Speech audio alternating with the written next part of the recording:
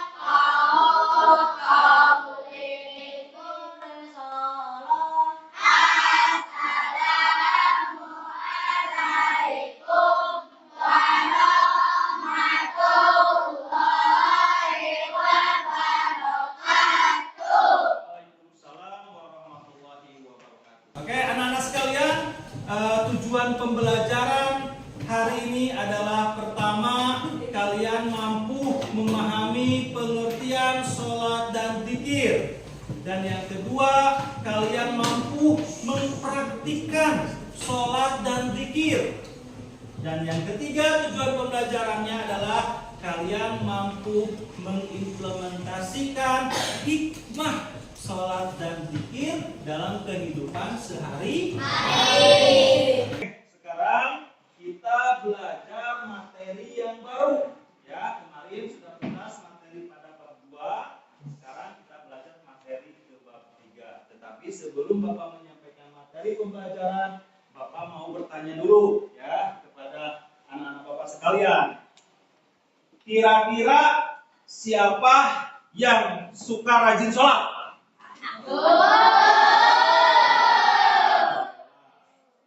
Ya, kenapa kita harus melaksanakan sholat? Karena ya, sholat itu perintah siapa? Boleh tidak kita tidak melaksanakan sholat? Iya. Kira-kira kalau kita melaksanakan sholat balasannya oleh Allah apa? Kalau kita melaksanakan sholat balasannya oleh Allah apa? Kalau tidak melaksanakan sholat maka balasannya dosa. Ya, makanya sholat itu hukumnya wajib. Sholat itu hukumnya wajib bagi muslim laki-laki dan muslim perempuan. Dalam satu hari itu berapa kali sholat? 5 waktu. Satu sholat subuh. Yang kedua zuhur. Yang ketiga asar. Yang keempat maghrib. Yang kelima isya. Katanya tadi rajin sholat ya. Coba kalau sholat subuh berapa rakaat? 2. Kalau sholat zuhur berapa rakaat? 4. Sholat asar? 4. Sholat maghrib? 3. Sholat isya? 4. Kalau semuanya berapa rakaat? Berapa rakaat? 7. Jadi kita melaksanakan sholat fardu atau sholat wajib itu satu hari satu malam berapa rakaat? 17. Oke, alhamdulillah anak-anak semuanya sudah paham dan sering melaksanakan ataupun rajin melaksanakan sholat fardu. Berarti kira-kira materi yang Bapak akan sampaikan tentang apa sekarang? Tentang apa? Tentang sholat dan zikir. Nah, sekarang Bapak akan menjelaskan materi tentang sholat dan zikir. Tetapi Bapak akan menayangkan sebuah video. Ya, di video ini akan menjelaskan materi tentang sholat dan zikir. Dimohon anak-anak sekalian bisa melihat video ini, ya, bisa menyaksikan tayangan video ini, harus didengar, harus diperhatikan. Nanti Bapak akan memberikan tugas kelompok, ya, tugas kelompoknya kalian harus perhatikan dulu videonya. Paham? Sekarang Bapak akan menayangkan sebuah video. Salam kenal sahabat-sahabat semuanya. Mudah-mudahan kita semua dirahmati Allah Subhanahu wa taala. Amin ya rabbal alamin. Menjelaskan materi PAI kelas 7 tentang hakikat sholat dan zikir. Sholat secara bahasa adalah doa. Secara istilah adalah seluruh perbuatan dan ucapan yang dimulai dengan takbiratul ihram dan diakhiri dengan salam.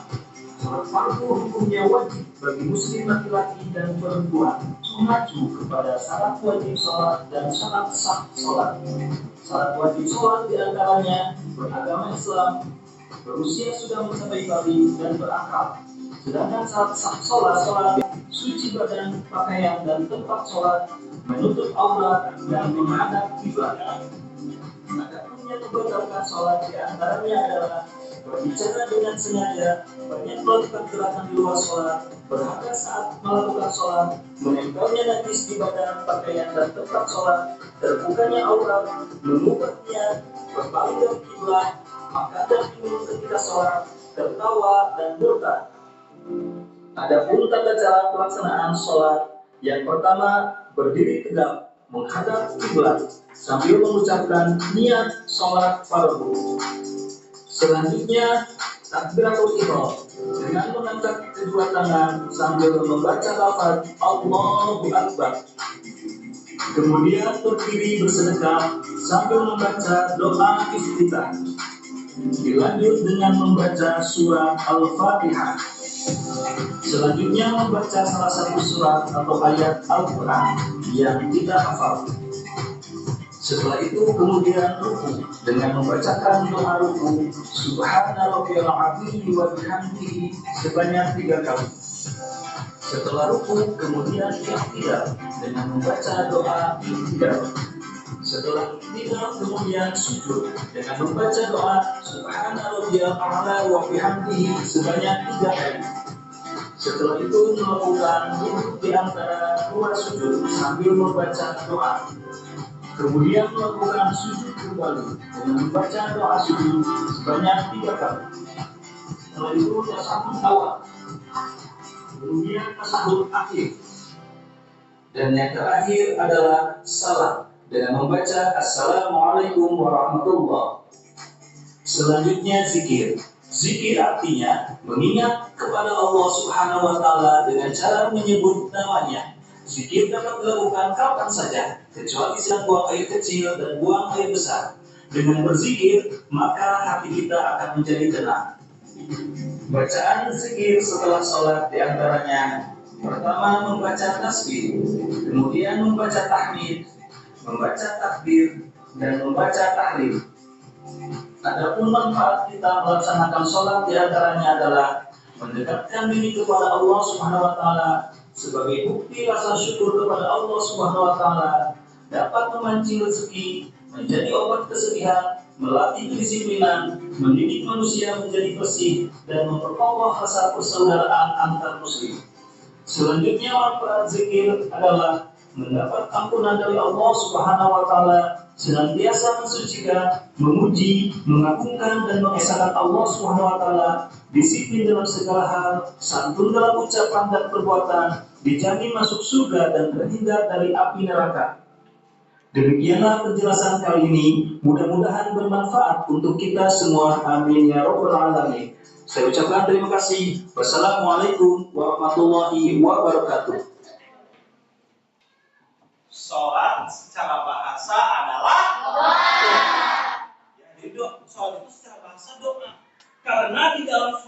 kita membaca banyak doa, ya. Doa-doa itu banyak. Doa iftitah, doa apa lagi? Doa iktidal, doa apa lagi? Doa ruku, ya. Doa apa lagi? Doa sujud, apa lagi? Ya, doa at-tahiyatul mubarakatus sholawatu, ya. Kemudian doa itu doa at-tahiyatul itu doa apa? Duduk di antara dua sujud. Kemudian doa tasyahud awal dan tasyahud akhir, begitu ya. Nah, jadi kenapa sholat secara bahasa adalah doa? Karena di dalam sholat kita membacakan banyak sekali doa. Nah, betul. Kemudian secara istilah, ya, bahwa sholat itu adalah seluruh perbuatan, ya, seluruh perbuatan dan ucapan yang dimulai dengan takbiratul ihram dan diakhiri dengan salam. Oke, anak-anak sekalian, ya, sekarang Bapak akan memberikan tugas kelompok, ya. Silakan anak-anak semuanya berdiskusi, ya, mencari jawaban dari permasalahan soal diskusi ini. Ya, jadi Bapak harapkan semuanya bisa bertukar pikiran, bisa berdiskusi, bisa saling memberikan gagasan, memberikan apa lagi, tanggapan dan lain sebagainya. Oke, silakan. Nanti setelah diskusi, ya, setiap kelompok harus mempresentasikan ke depan. Ya, siap? Siap. Paham? Oke, kalau begitu Bapak akan berikan soal untuk lembar kerja kelompoknya, ya. Ini kelompok 1. Ini di sini kelompok 1, ya. Kelompok 1, ya. Kemudian ini kelompok 2. Kemudian ini kelompok 3. Ini kelompok 4 dan ini kelompok 5. Oke. Silahkan kalian baca dulu petunjuknya. Nah, pinjam dulu ya. Nah, petunjuk pengerjaannya, perhatikan dulu semuanya. Nah, di sini ada petunjuk pengerjaannya, ya. Masing-masing kelompok harus membuat pertanyaan sebanyak 3. Kelompok 1 membuat pertanyaan, kelompok 2 membuat pertanyaan, kelompok 3 juga, kelompok 4 juga, dan kelompok 5 juga. Nah, terus Pak, kalau sudah membuat pertanyaan bagaimana? Nah, setelah kalian setiap kelompok membuat pertanyaan, nanti kelompok 1 diberikan pertanyaannya ke kelompok 2 supaya kelompok 2 bisa menjawab pertanyaan dari kelompok 1. Kemudian kelompok 2 memberikan pertanyaan ke kelompok 3.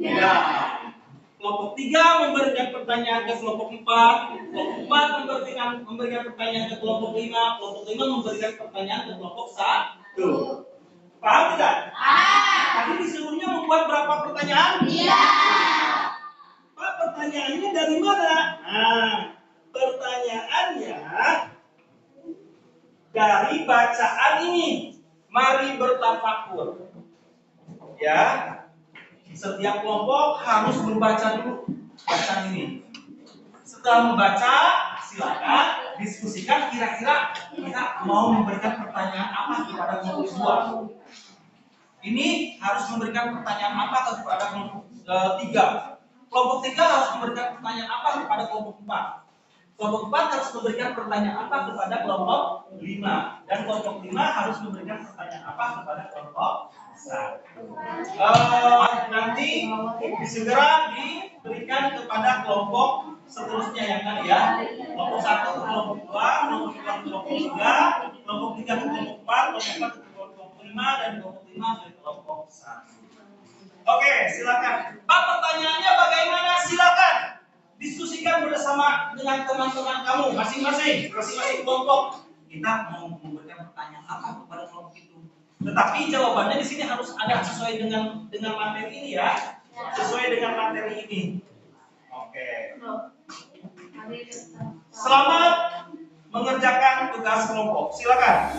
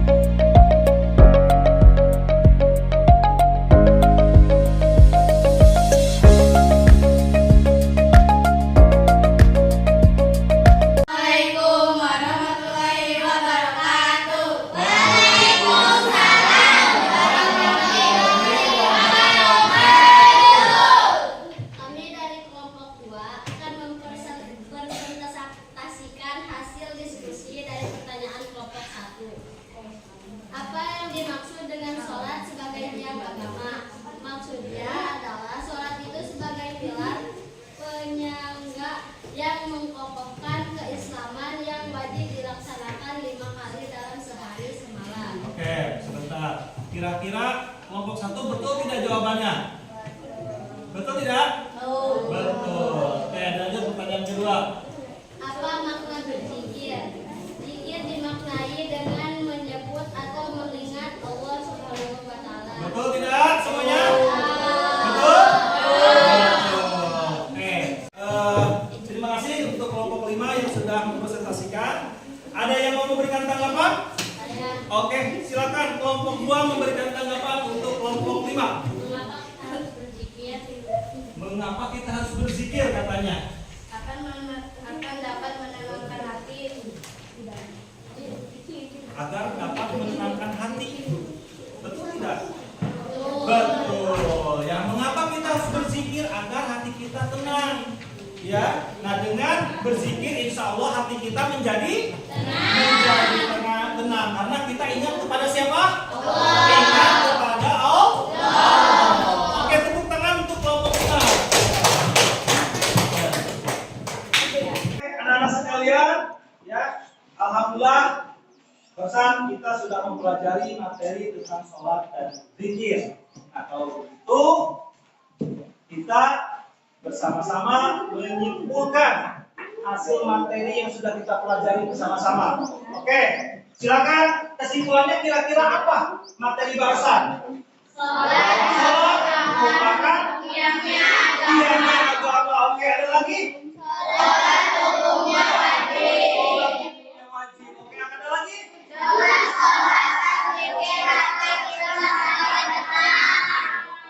Jadi kesimpulannya, ya, sholat ini merupakan tiangnya agama dan hukumnya sholat itu adalah wajib. Dengan sholat dan zikir maka hati kita menjadi tenang. Oke, pintar sekali anak-anak Bapak sudah bisa menyimpulkan materi pelajaran sholat dan zikir. Kalau begitu, ya, Bapak akan memberikan pertanyaan refleksi, ya, supaya kita bisa mempelajari mana-mana yang perlu ditingkatkan lagi. Ya, pertama, apakah sholat fardu hukumnya wajib? Ya atau tidak? Iya. Ya atau tidak? Iya. Sholat fardu itu hukumnya Wajib. kemudian, apakah dengan melaksanakan sholat dan zikir hati kita menjadi tenang? Iya. Betul ya. Dengan kita melaksanakan sholat dan zikir maka hati kita menjadi tenang.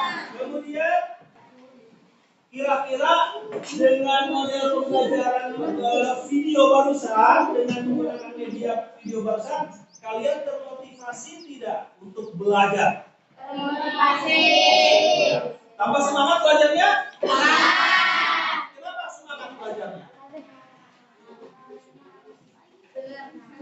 Karena adanya tadi barusan video pembelajaran. Karena menggunakan video pembelajaran sehingga anak-anak sekalian semangat belajarnya. Oke, kalau begitu nanti ke depannya Bapak akan memberikan materi-materi pelajaran menggunakan video pembelajaran supaya kalian tambah semangat, ya, tambah termotivasi untuk belajar dan nanti hasil belajarnya pun juga baik, ya, hasil belajarnya bagus, ya, seperti itu. Kemudian Bapak akan memberikan asesmen, ya, asesmennya berupa pertanyaan, 5 pertanyaan saja. Siap?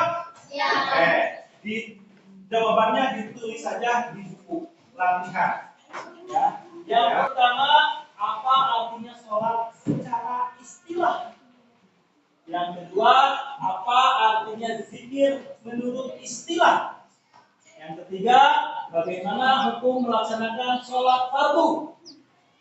Yang keempat, bagaimana perasaan orang yang selalu melaksanakan sholat dan zikir?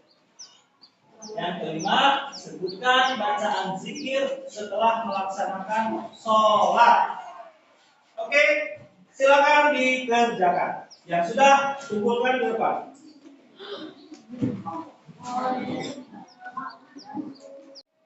Oke, anak-anak sekalian, barusan Bapak sudah menilai hasil daripada asesmen terakhir dan alhamdulillah hasilnya luar biasa. Tepuk tangan untuk kita semua ya. Nanti kedepannya ditingkatkan lagi semangat belajarnya, ya, baik belajar di sekolah maupun belajar di rumah. Kita berjumpa kembali di minggu depan pada materi yang sama, ya. Nanti minggu depan Bapak akan memberikan kejutan untuk kalian semuanya, ya, supaya kalian bisa semangat terus belajar di kelas. Oke, sekian dari Bapak. Sebelum Bapak akhiri, silakan membacakan doa penutup belajar, ya. Berdoa dimulai.